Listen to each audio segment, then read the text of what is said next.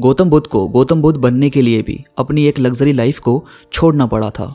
जब उनके पिता को पता चला कि उनकी कुंडली में तो साधु का जीवन लिखा है, तो पिताजी ने घर के अंदर ही उन्हें इतना ऐशो आराम दे दिया कि मेरा लड़का बाहर जा ही ना पाए। क्योंकि जब लग्जरी लाइफ की आदत लग जाएगी, मखमली बिस्तर मिलेगा, सुंदर पत्नी होगी, खाने में जो कहोगे वो मिल जाएगा, तो फिर तो बुद्ध बाहर रह ही नहीं पाएंगे। क्योंकि जब शरीर को कभी कष्ट हुआ ही नहीं तो कैसे कोई बाहर रह सकता है भला। अब जब सब कुछ बढ़िया चल रहा था तो फिर एक दिन उन्हें बाहर देखने को मिला कि अच्छा, मौत भी कुछ चीज़ होती है, अच्छा बुढ़ापा भी किसी को कहते हैं। मतलब अब तक जो जैसा दिख रहा है वैसा इस संसार में सब कुछ नहीं है। समय निरंतर अपने आप को बदलता रहता है। और फिर वो निकल पड़े एक अलग ज्ञान की खोज में।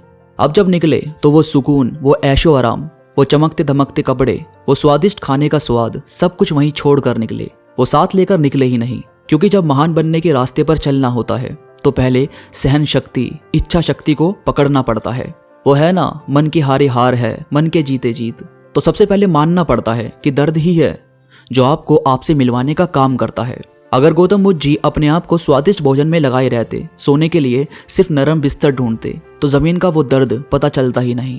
और जब तक आपकी बातों में आह नहीं होती तब तक लोगों के दिल से वाह निकल ही नहीं सकती।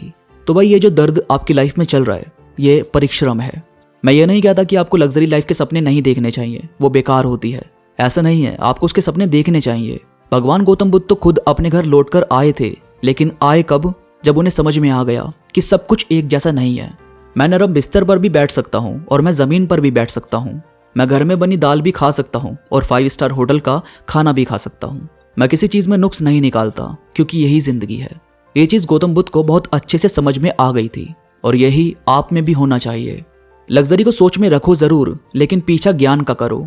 अपनी स्किल्स डेवलप करो, कम्युनिकेशन को डेवलप करो, तब आपको पैसे मिलेंगे और पैसे से लग्जरी लाइफ। मैं गौतम बुद्ध को एक बहुत अच्छा डिबेटर मानता हूँ। मतलब वो बहस करने वाली बात को भी आम चर्चा करने वाली बात में बदल देते हैं। अब जैसे एक शख्स सोनादंदा गौतम बुद्ध जी के पास खड़े थे। अब क्योंकि वो पहले ही इतने सारे लोगों के बीच में घिरे हुए थे कि कुछ भी पूछने की हिम्मत हो ही नहीं रही थी, तो गौतम बुद्ध जी ने अपनी तरफ से ही उनसे बात करनी शुरू करी। गौतम बुद्ध जी ने कहा कि क्या आप हमें बता सकते हो कि एक सच्चा ब्राह्मण कौन है, उसका कैरेक्टर कैसा होना चाहिए, और हो सके तो कुछ पुराणों के उदाहरण दे देना। अब सोनादंदा बहुत खुश हुए, क्योंकि एक तो गौतम बुद्ध जी ने खुद से उनसे बात की थी और दूसरा किताबें पढ़ने के वो भी शौकीन थे। तो उन्होंने बताया कि गुरुजी, एक ब्राह्मण में 5 विशेषता होनी जरूरी है। सबसे पहली कि वो आकर्षक हो, दूसरा जप और पूजा करना अच्छे से जानता हो, उसे सारे मंत्र अच्छे से आते हों, तीसरा उसकी 7 पीढ़ी तक उसकी लॉयल्टी देखी जा सके, चौथा कर्म उसके नेक होने चाहिए, और 5वां उन्हें ज्ञान होना चाहिए। फिर गौतम बुद्ध जी ने पूछा कि अगर किसी में ये विशेषताएं नहीं है तो क्या तब भी उनको ब्राह्मण माना जाएगा? फिर सोनादंदा जी ने कहा कि आकर्षक दिखना, जप करना और पिछली 7 पीढ़ी को जानना उतना जरूरी नहीं है, लेकिन उसके कर्म नेक होने चाहिए और ज्ञान तो होना ही चाहिए।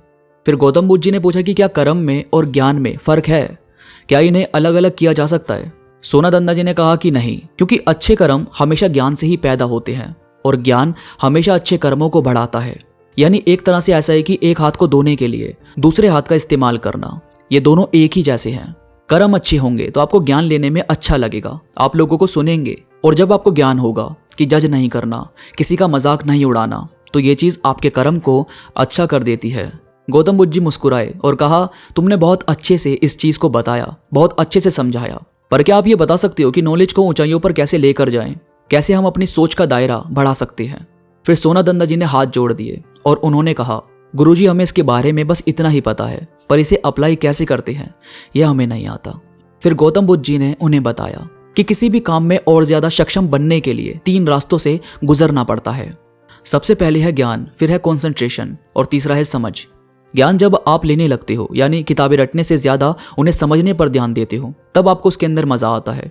और यहाँ से शुरू होता है कॉन्सेंट्रेशन, कि आप उस चीज पर फोकस कर रहे हो, और कॉन्सेंट्रेशन आपको समझदारी की तरफ लेकर जाता है, और समझदारी किसी भी नॉलेज को और ज्यादा गहराई से समझने में मदद करती है।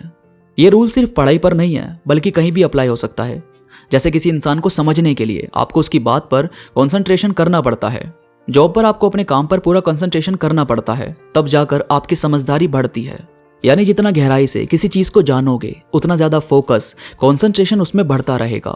यानी गौतम बुद्ध जी को मालूम था कि एक टाइम पर एक काम को पकड़ना और उस टाइम कुछ और ना सोचकर एक जगह पर फोकस लगाना बहुत जरूरी है। यानी जो काम आप कर रहे हो तो उस टाइम सिर्फ उसी काम पर ध्यान दो, यह नहीं कि काम कुछ और है और दिमाग कहीं और। अब गौतम बुद्ध जी को इतना बड़ा ज्ञान तभी हासिल हुआ जब उन्होंने वही जिंदगी जी जो हमारे जैसे लोग जी रहे हैं। जाहिर है मेहनत करो कुछ बड़ा हासिल करने के लिए, अच्छी लाइफ को क्रिएट करने के लिए, पर कभी भी अपनी ज़मीन को मत भूलो। आसमान की तरफ देखो ज़रूर, चांद को छूने की ख्वाहिश रखो ज़रूर, पर पैरों को ज़मीन पर टिकाए रखो। बहुत लोग ज़मीन पर गिरते हैं बेकार में हवा में उड़ने की वजह से। तो स्ट्रगल करो, हार्ड टाइम तो सबकी लाइफ में आता है, हम सब जतन करते हैं इससे निकलने के लिए और करना भी चाहिए। पर कमज़ोर मत समझो खुद को, क्योंकि लाइफ आपको कुछ बड़ा समझने का मौका दे रही है। तो दोस्तों उम्मीद करता हूँ आपको आज की वीडियो पसंद आई होगी। आज की वीडियो से आपको कुछ नया कुछ अच्छा सीखने को मिला होगा। वीडियो में कोई भी बात आपको पसंद आई है तो प्लीज़ लाइक करो और कमेंट्स में मुझे ज़रूर बताओ कि आपको ये बातें कैसी लगी। इसके साथ ही मेरे साथ इंस्टाग्राम पर अभी कनेक्ट हो जाओ। इंस्टाग्राम पर मैं थॉट्स कोट्स अपलोड करता रहता हूँ जो मुझे यकीन है कि आपको ज़रूर पसंद आएंगे। इंस्टाग्राम का लिंक नीचे डिस्क्रिप्शन में मौजूद है, तो प्लीज़ क्लिक करो और कनेक्ट हो जाओ। तो अभी के लिए बस इतना ही, मैं मिलूंगा आपसे नई वीडियो के साथ, तब तक के लिए धन्यवाद।